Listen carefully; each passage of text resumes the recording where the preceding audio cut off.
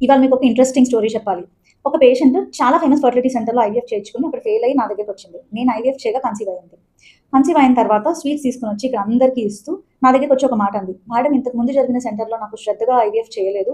మీరు చాలా శ్రద్ధతోటి చేశారు. అందుకనే నాకు సక్సెస్ అయింది" అని చెప్పి. బట్ అది చాలా తప్పు మాట.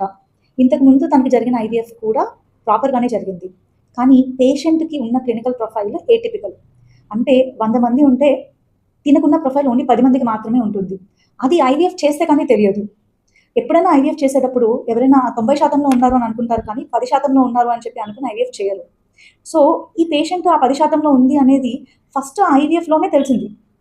బట్ ఈ పేషెంట్ సక్సెస్‌కి కారణం నేను కాదు. ఆ పేషెంటే. ఎందుకు అనంటే, ఆ పేషెంట్ ఇంతకుముందు తను ఐవీఎఫ్ చేసుకున్న డీటెయిల్స్ అన్నీ, మొత్తం సమస్తం తీసుకొనొచ్చి నాకు చూపిచ్చింది. ఆ డీటెయిల్స్ అన్నీ చూడగానే నాకు అర్థమైంది. ఈ పేషెంట్ ఏటిపికల్ క్లినికల్ కండిషన్ ఉన్న ఒక పేషెంట్ అని. అందుకని నేను ఆ ఐవీఎఫ్‌లో జరిగిన థింగ్ కాకుండా నేను వేరే ప్రోటోకాల్ వాడాను. బట్ నేను వేరే ప్రోటోకాల్ వాడగలగాలి అనంటే నాకు ఆ డీటెయిల్స్ అన్నీ తెలియాలి. సో, సక్సెస్ నాది కాదు. ఆ డీటెయిల్స్ అన్నీ తెచ్చుకొని నాకిచ్చిన ఆ పేషెంట్‌ది. సో, ఆ పేషెంట్ ప్రెగ్నెంట్ కావడానికి కారణం తనే.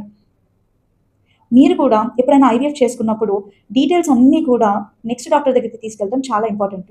మీరు కలెక్ట్ చేసుకోవాల్సిన డీటెయిల్స్ అన్నీ ఈ వీడియోలో మెన్షన్ అయ్యి ఉన్నాయి.